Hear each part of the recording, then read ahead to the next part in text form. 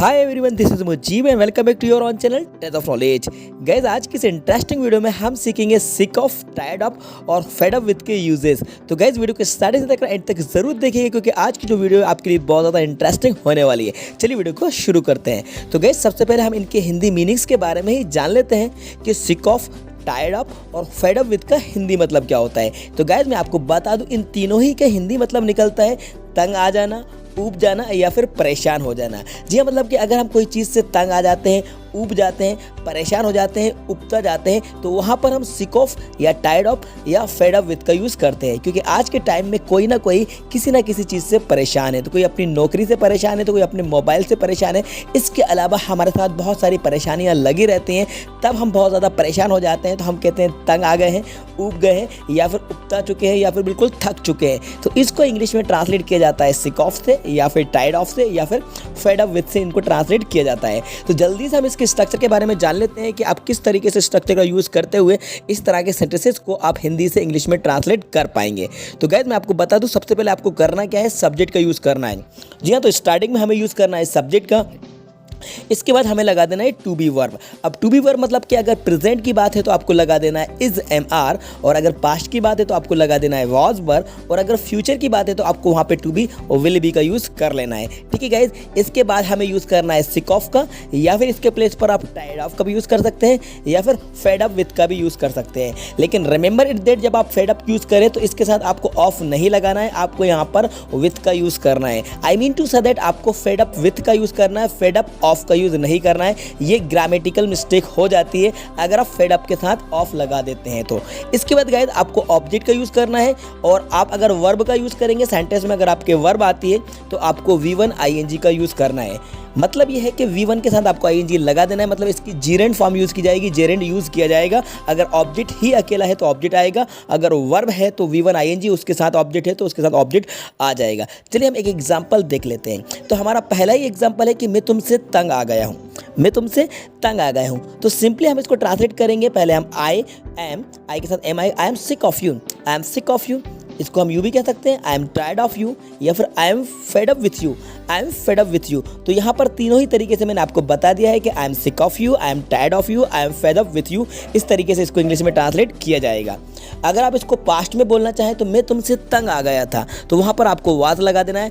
I was sick of you, I was tired of you, I was fade up with you. इस तरीके से इसको past में बोलेंगे। फ्यूचर में अगर आपको बोलना हो कि मैं तुमसे तंग आ जाऊँगा, तो वहाँ पर आपको बोलना है I will be sick of you, I will be tired of you, I will be fed up with you. Okay, तो इस तरीके से आपको यहाँ पर यूज़ करना है। अब हम बात करते हैं नेक्स्ट एग्जाम्पल के बारे में। तो गाइस, हमारा नेक्स्ट सेंटेंस है मैं इस नौकरी से तंग आ गया हूँ। मतलब ये है कि इस नौकरी से परेशान हो गया हूँ, इस नौकरी से ऊब गया हूँ, इस नौकरी से तंग आ गया हूँ। तो इसको ट्रांसलेट करेंगे आई am sick of this job, I am sick of this job. तो इस नौकरी के लिए बोला जाएगा दिस जॉब। तो I am sick of this job, या फिर आप यूँ कह सकते हैं I am tired of this job, या फिर आप कह सकते हैं I am fed up with this job. Okay, चलिए नेक्स्ट एग्जाम्पल देख लेते हैं। तो गाइस, हमारा नेक्स्ट एग्जाम्पल है मैं रोज़ रोज़ चावल खाकर ऊब गया हूँ, या फिर मैं रोज़ रोज़ चावल खाकर तंग आ गया हूँ। तो गाइस, यहाँ पर हमें वर्ब का यूज़ करना है, तो हम वर्ब यूज़ कर रहे हैं। तो मैंने आपको पहले ही बता दिया है कि वर्ब में आपको यहाँ पे ING फॉर्म का यूज़ करना है। तो पहले इसकी हिंदी देख लीजिए, मैं रोज़ रोज़ चावल खाकर ऊब गया हूँ, मतलब कि तंग आ गया हूँ। तो इसको इंग्लिश में ट्रांसलेट किया जाएगा आई am sick of eating rice daily. यहाँ पर रोज़ रोज़ के लिए डेली डेली दो बार नहीं बोला जाएगा, इसको आपको वन टाइम ही बोलना है। तो आपको कहना है आई am sick of eating rice daily. इसको आप टायर्ड ऑफ से भी बना सकते हैं, I am tired of eating rice daily. चलिए जान लेते हैं नेक्स्ट एग्जाम्पल के बारे में। तो गाइस, हमारा नेक्स्ट एग्जाम्पल है मैं तुम्हारी हरकतों से तंग आ गया हूँ, मैं तुम्हारी हरकतों से तंग आ गया हूँ। तो गाइस, इसका इंग्लिश ट्रांसलेशन होगा आई am sick of your doings, I am sick of your doings. तो डूइंग्स का आपको यूज़ करना है, जिनका मतलब होता है हरकतें। चलिए गाइस, जान लेते हैं नेक्स्ट एग्जाम्पल के बारे में। तो गाइस, हमारा नेक्स्ट एग्जाम्पल है मैं तुम्हारे झूठे बहानों से तंग आ गया हूँ। मतलब मैं तुम्हारे फालतू या फिर मैं तुम्हारे झूठे बहानों से तंग आ गया हूँ। I am sick of your lame excuses, I am sick of your lame excuses, या फिर इसको आप यूँ भी कह सकते हैं I am tired of your lame excuses, या फिर I am fed up with your lame excuses. इस तरीके से इसको इंग्लिश में ट्रांसलेट किया जाएगा। चलिए एक एग्जाम्पल और देख लेते हैं, जैसे कि हम लॉकडाउन के दौरान घर बैठे बैठे ऊब गए थे। ये पास्ट में मैंने सेंटेंस बोला है, हम लॉकडाउन के दौरान घर बैठे बैठे ऊब गए थे, मतलब कि घर बैठे बैठे परेशान हो गए थे क्योंकि हमारे पास कोई काम ही नहीं था। लॉकडाउन में सभी लोग घर पर थे, इसलिए हम लॉकडाउन के दौरान घर बैठे बैठे ऊब गए थे। तो इसको इंग्लिश में किस तरीके से बनाया जाएगा, देखिए, वी वर सिक ऑफ, मतलब यहाँ पे आपको वर का यूज़ करना है क्योंकि ये पास्ट में बात बोली जा रही है। तो जो हमारी टू बी वर्ब है ना, यहाँ पे वर आएगी। तो we were sick of sitting at home, we were sick of sitting at home during lockdown, we were sick of sitting at home during lockdown. इस तरीके से इसको इंग्लिश में ट्रांसलेट किया जाएगा। अगर आपको यही बात प्रेजेंट में कहना है कि हम लॉकडाउन के दौरान घर बैठे बैठे ऊब गए हैं, तो गाइस इसकी इंग्लिश बनेगी we are sick of sitting at home during lockdown, we are sick of sitting at home during lockdown.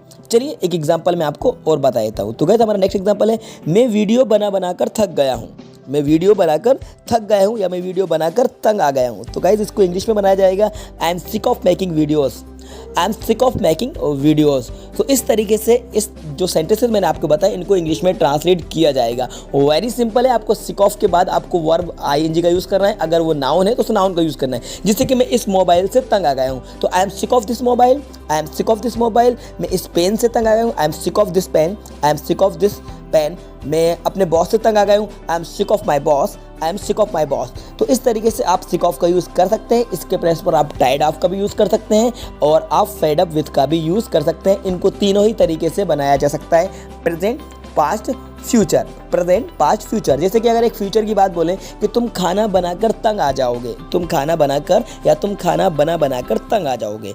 तो गाइस ये फ्यूचर की बात है, तो इसको इंग्लिश में कैसे कहेंगे, you will be sick of, you will be sick of cooking food, you will be sick of cooking food, या यू विल बी टायर्ड, हाँ you will be tired of cooking food. तो यहाँ पर आपको ING का use करना है। एक एग्जांपल मैं आपके लिए दे रहा हूँ, हम पढ़ते पढ़ते तंग आ गए हैं, हम पढ़ते पढ़ते ऊब चुके हैं। इसका आंसर आपको कमेंट्स बॉक्स में जाकर कमेंट्स करके मुझे देना है। आई होप दैट ये वीडियो आपको पसंद होगी, ये वीडियो आपके लिए बहुत ज़्यादा हेल्पफुल रही होगी। गाइस इस वीडियो को देखने के बाद अभी भी आपके मन में कोई कन्फ्यूजन है, कोई डाउट है, तो विदाउट हेजिटेशन आप कमेंट्स बॉक्स में जाइएगा और कमेंट्स करके मुझे बता सकते हैं, आप पूछ सकते हैं। कोई भी अगर आपको कन्फ्यूजन है तो आप बिल्कुल विदाउट हेजिटेशन कमेंट्स बॉक्स में जाकर कमेंट्स करके मुझसे पूछिएगा, बिल्कुल मैं आपको आंसर देने की कोशिश करूँगा। तो गाइस उम्मीद करता हूँ कि वीडियो आपको पसंद होगी। इस वीडियो से आपको बहुत कुछ हेल्प मिली होगी और आप एडवांस स्ट्रक्चर को सीख चुके होंगे और आप जान चुके होंगे किस तरीके से हमें सिक ऑफ, टाइड अप और फेड अप विद का यूज इंग्लिश में करना है। तो वीडियो को लाइक कर दीजिएगा, अपने सारे फ्रेंड्स को ज़्यादा शेयर कर दीजिएगा। और हाँ, यदि आप हमारे चैनल पर नए हैं और आपने अभी तक चैनल को सब्सक्राइब नहीं किया है तो गाइस चैनल को जरूर सब्सक्राइब कर दीजिएगा, साथ में बेल आइकन को भी प्रेस कर दीजिएगा, सो दैट आपको आने वाली वीडियोस की नोटिफिकेशन सबसे पहले टाइम पर मिलते रहेंगे। क्योंकि बहुत जल्दी आपके लिए मैं स्पोकन इंग्लिश का एक फ्री कोर्स लेकर आ रहा हूँ जो बिल्कुल फ्री ऑफ कॉस्ट है। उसके लिए आपको कुछ भी पे नहीं करना है, आपको कहीं पर भी नहीं जाना है, आपको घर बैठे इंग्लिश सीखना है। इसलिए आप मेरी सपोर्ट करते रहिए, कीप सपोर्टिंग, कीप लर्निंग। अगर आप इसी तरह से मेरी सपोर्ट करते रहेंगे तो मैं आपके लिए और भी अच्छे से अच्छे इंग्लिश लेक्चर लेकर आऊँगा, बेसिक एडवांस की ओर आपको इंग्लिश यहाँ पर सीखने को मिलेगी। तो गाइस वीडियो को देखते रहिए, सीखते रहिए और अपने सारे दोस्तों को शेयर करते रहिए। Thanks for watching.